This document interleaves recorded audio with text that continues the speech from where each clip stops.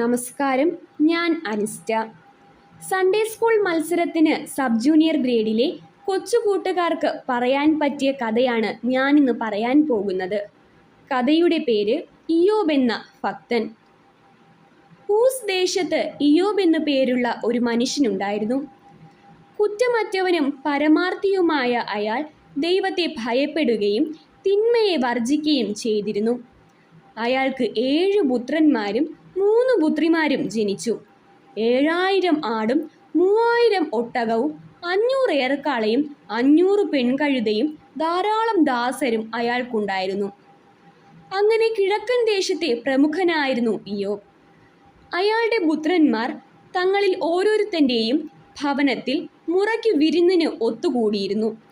അപ്പോൾ തങ്ങളുടെ സഹോദരിമാർ മൂവരെയും തങ്ങളോടൊപ്പം തിന്നാനും കുടിക്കാനും അവർ ആളയച്ച് ക്ഷണിക്കുമായിരുന്നു. വിരുന്നുകളുടെ ഒരു പരമ്പര പൂർത്തിയായി കഴിഞ്ഞാൽ ഇയ്യോബ് അവരെ ആളയച്ച് വരുത്തി ശുദ്ധീകരിക്കും. അയാൾ പുലർച്ചെക്കെഴുന്നേറ്റ് അവരുടെ എണ്ണത്തിനൊപ്പിച്ച് ഹോമബലികൾ അർപ്പിക്കും. എൻ്റെ പുത്രന്മാർ പാപം ചെയ്തിട്ടുണ്ടാവും, തങ്ങളുടെ ഹൃദയത്തിൽ ദൈവത്തെ ശപിച്ചിട്ടുണ്ടാവും എന്ന് അയാൾ പറഞ്ഞിരുന്നു. എക്കാലവും ഇയ്യോബ് ഈ പതിവ് പുലർത്തി. ഒരു ദിവസം അയാളുടെ പുത്രീപുത്രന്മാർ മൂത്ത സഹോദരന്റെ വീട്ടിൽ തിന്നും കുടിച്ചും കഴിയുകയായിരുന്നു. ഒരു ദൂതൻ ഇയ്യോബിന്റെ അടുക്കലെത്തി പറഞ്ഞു, കാളകളെ കൊണ്ട് നിലം ഉഴുകുകയായിരുന്നു. കഴുതകളും അടുക്കൽ തന്നെ മേഞ്ഞുകൊണ്ടിരുന്നു. സെബയക്കാർ ചാടി വീണ് അവയെ കൊണ്ടുപോയി. ദാസരെ വാളിനിരയാക്കി. അങ്ങയോട് വിവരം പറയാൻ ഞാൻ മാത്രം രക്ഷപ്പെട്ടു. അയാൾ സംസാരിച്ചു കൊണ്ടിരിക്കെ തന്നെ മറ്റൊരാൾ വന്നു പറഞ്ഞു, ആകാശത്ത് നിന്ന് ദൈവത്തിന്റെ തീയിറങ്ങി ആടുകളെയും ദാസരെയും ദഹിപ്പിച്ചു കളഞ്ഞു. അങ്ങയോട് വിവരം പറയാൻ ഞാൻ മാത്രം രക്ഷപ്പെട്ടു.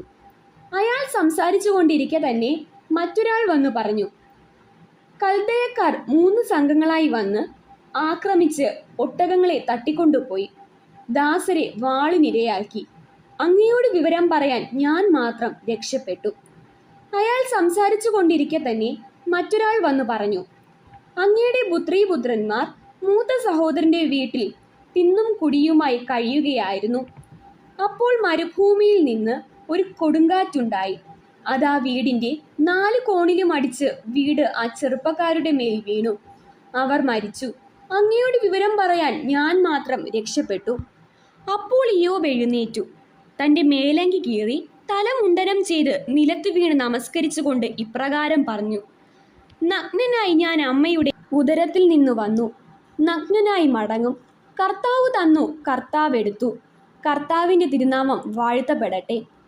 ഇതൊക്കെ ഭവിച്ചിട്ടും ഇയ്യോബ് പാപം ചെയ്യുകയോ ദൈവത്തിൽ കുറ്റമാരോപിക്കുകയോ ചെയ്തില്ല.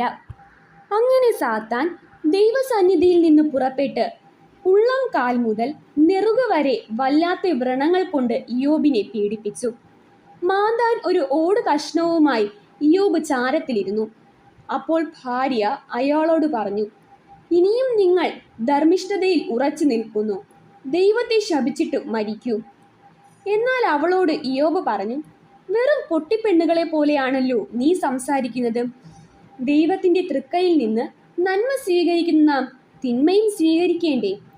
ഇതിലൊന്നും ഇയ്യോബ് തൻ്റെ അധരങ്ങൾ കൊണ്ട് പാപം ചെയ്തില്ല. പ്രിയ കൂട്ടുകാരെ, നമുക്കിതിൽ നിന്നും എന്ത് മനസ്സിലാക്കാം? നമുക്ക് ഇയ്യോബിനെ പോലെ ദൈവഭക്തി മുറുകെ പിടിച്ച് ജീവിക്കാം. നന്ദി, നമസ്കാരം.